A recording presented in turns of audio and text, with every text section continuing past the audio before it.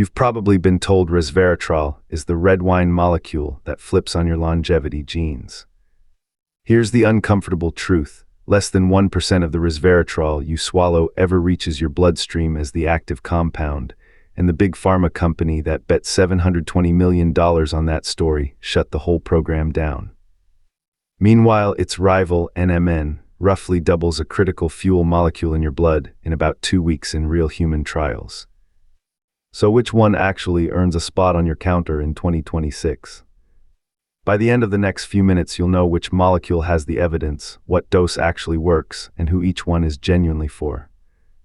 Hey everyone, let's start with resveratrol, because this is where the story cracks open. Your gut actually does its job. About 70% of an oral resveratrol dose gets absorbed through the intestinal wall. That sounds great. Then your liver gets hold of it and within minutes, tags almost all of it with glucuronide and sulfate molecules and flushes it back out. What arrives in your circulation as free, active resveratrol, less than 1%. A 2025 meta-analysis in phytotherapy research looked at 84 separate oral dosing studies, ranging from 25 milligrams all the way up to 5 grams.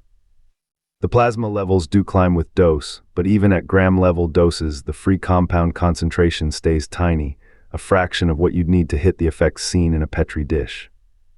So when you read a study showing resveratrol did something amazing in cells at 10 micromolar, remember, you basically cannot reach that concentration in a human being by swallowing a pill.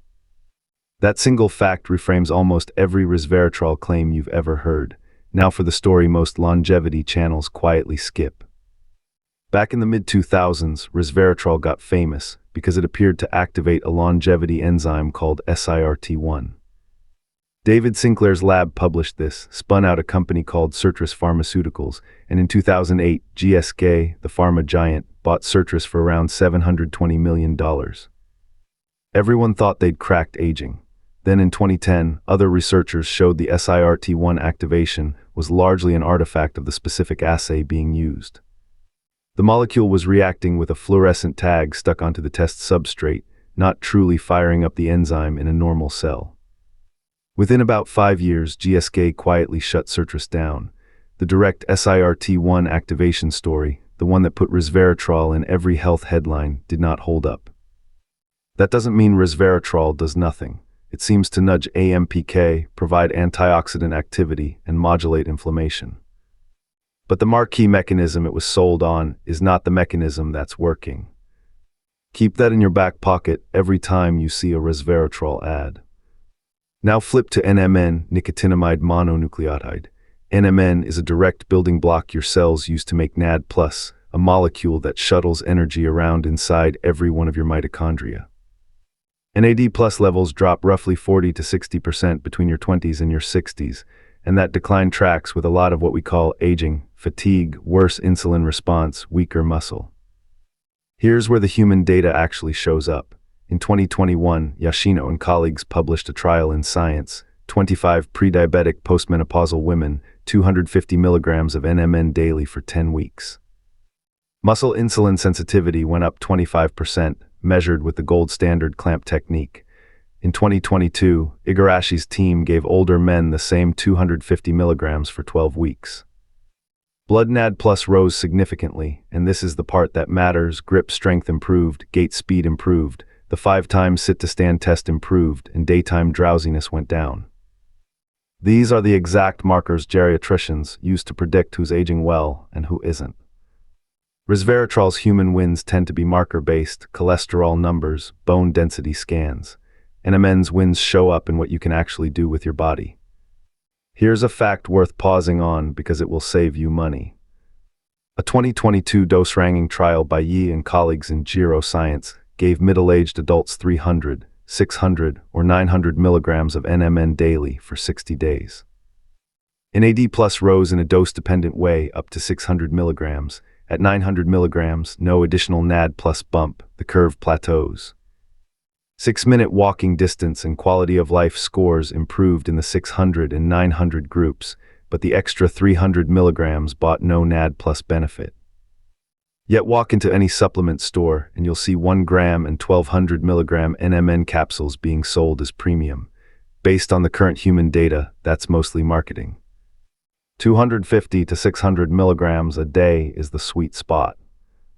In a February 2025 trial suggested that liposomal delivery, where the NMN is wrapped in a fat-based carrier, raised NAD plus more than the standard capsule at the same dose, which means how it's delivered may matter more than piling on more milligrams. I want to be fair here, resveratrol is not useless. It just has a much narrower lane than the marketing suggests. The single strongest piece of human evidence is the RESVERATROL trial, published in the Journal of Bone and Mineral Research in 2020.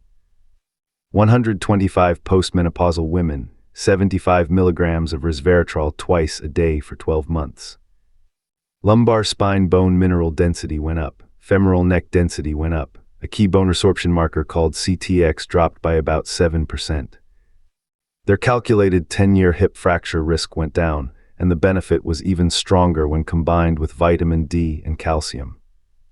That's a real functional, meaningful outcome. On top of that, a 2022 meta-analysis showed resveratrol modestly lowers total cholesterol, LDL, and triglycerides. A 2025 meta-analysis in type 2 diabetes patients found 500 to 1,000 milligrams a day reduced inflammatory and oxidative stress markers. So if you're a postmenopausal woman focused on bone health or someone working on a stubborn lipid panel, resveratrol has a legitimate case. Just don't expect it to reverse aging. Let's talk cost, because this ends up driving a lot of real decisions. Resveratrol runs roughly $15 to $40 a month at effective doses.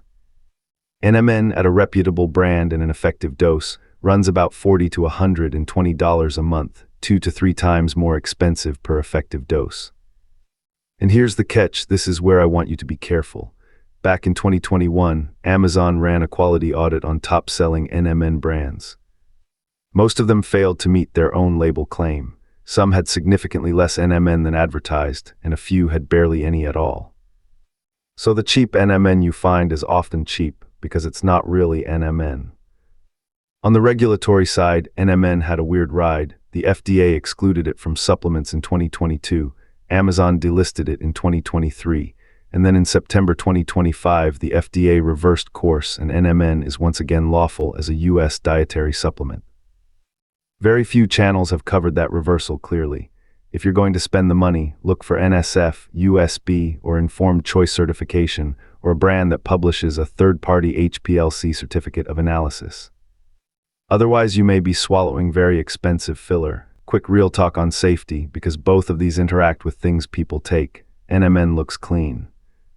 In a trial by Fukamizu and colleagues, 1,250 milligrams a day for 4 weeks was well tolerated with no serious adverse events. The honest caveat is that long-term human data past a year is still thin, and because NAD Plus helps cells make energy, anyone with an active cancer diagnosis should not touch NMN without their oncologist's sign-off. Resveratrol has more interaction landmines. It inhibits liver enzymes called CYP3A4 and CYP2C9, which handle a huge chunk of prescription drugs.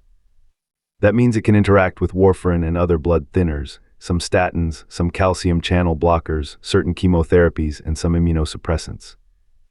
Above about 500 milligrams, stacked with metformin or a sulfonylurea, mild hypoglycemia has been reported. It's also mildly phytoestrogenic, worth discussing with your doctor if you have a history of estrogen-sensitive cancer, and neither of these should be taken during pregnancy or breastfeeding. If you're on any of those medications, this is a straightforward conversation to have with your pharmacist before you start. So here's the clear-eyed verdict from the 2026 data. If you're picking one molecule and you're over 40, NMN has the stronger case.